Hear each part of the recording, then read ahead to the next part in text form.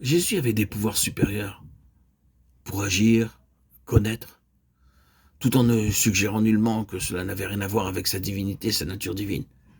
Il se pourrait très bien que cette intelligence et ce pouvoir supérieur, que nous pourrions appeler surnaturel, était, si je peux présenter cela de cette façon, la norme du genre d'être que Jésus représente en tant qu'homme. Si, sans aucune question de participation à la divinité, un homme ou des hommes peuvent être amenés dans une telle relation avec Dieu, comme celle qu'il avait, eux aussi pourraient avoir cette intelligence supérieure et connaître bien plus qu'une personne ordinaire ne sait concernant ce qui a lieu dans le monde alentour. Ce ne serait pas simplement par des moyens psychiques, mais par l'intuition même d'un lien de l'esprit avec Dieu. J'ose ici suggérer, frères et sœurs en Christ, mettant à part tout ce qui est d'ordre psychique, qu'un tel pouvoir n'est pas absolument inconnu aux chrétiens, hommes et femmes. Pierre ressuscita une personne morte. Les apôtres guérirent les malades, accomplirent des miracles. Était-il Dieu? Non. Par l'Esprit de Jésus-Christ, ils furent amenés dans une relation telle avec lui qu'ils eurent ses pouvoirs par délégation. Les œuvres, il en fera de plus grandes, parce que je m'en vais au Père. Jean 14, 12. Il y a une profonde signification dans une parole qu'il a prononcée telle qu'elle nous est rapportée dans Jean 5, 26, 27. C'est peut-être bien trop profond pour notre compréhension, et je ne me hasarde pas dans ces profondeurs. Le Père a donné au Fils le pouvoir de juger, parce qu'il est Fils de l'homme, non parce qu'il est le Fils de Dieu, parce qu'il est Fils de l'homme. Cela ouvre un très vaste champ d'investigation, et nous y pénétrerons pas à pas. Mais le point est le suivant. La question de la divinité mise à part. Et mes chers amis, entre parenthèses, je ne suis nullement en train de plaider contre la question de la divinité de Christ en matière de connaissance ou de pouvoir ou de facultés surnaturelles. Mais ne se peut-il pas qu'une humanité se trouvant dans une telle relation avec Dieu et habitée de la sorte par Dieu, conformément à sa pensée originelle, ait de tels pouvoirs que nous appelons à présent surnaturels?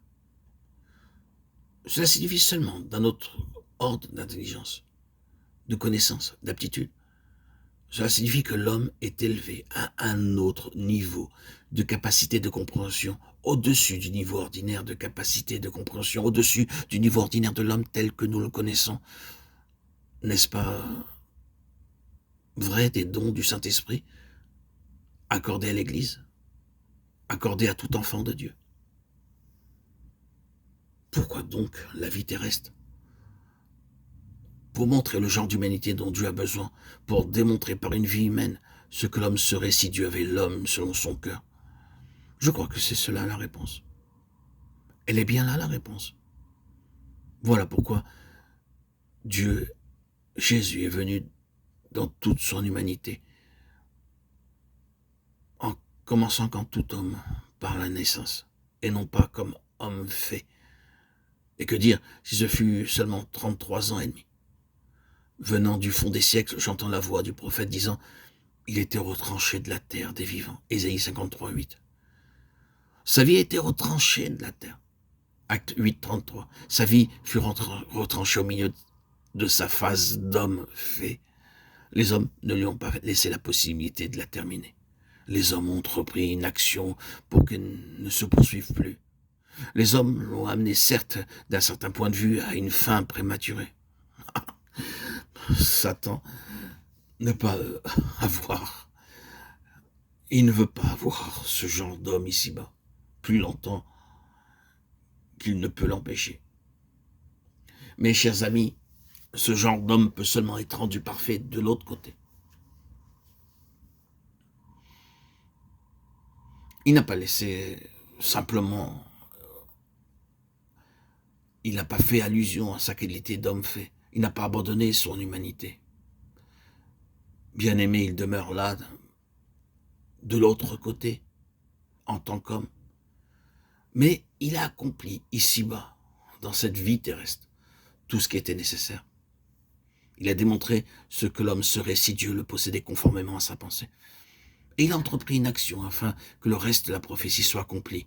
Il verra une postérité et prolongera ses jours, Ésaïe 53, 10. Oui, c'est un fait, il fut retranché, mais il prolongera ses jours. Les jours de son humanité sont prolongés dans son Église. C'est là ce à quoi nous sommes appelés, frères et sœurs en Christ, mes bien-aimés. Par de longs processus douloureux dus à l'infirmité de notre chair, il œuvre pour faire de nous des hommes et des femmes selon sa nature. Et le cœur de tout cela est la complète séparation du principe de la vie propre, du moi, de l'ego dans toute sa puissance. La dissolution de ce moi, de cet ego, la mort de ce vieil homme, de cet homme charnel, attiré par le monde terrestre, pour laisser place à Christ, rayonner dans tout son être, afin que la pensée de Dieu soit accomplie conforme à toutes les intentions auxquelles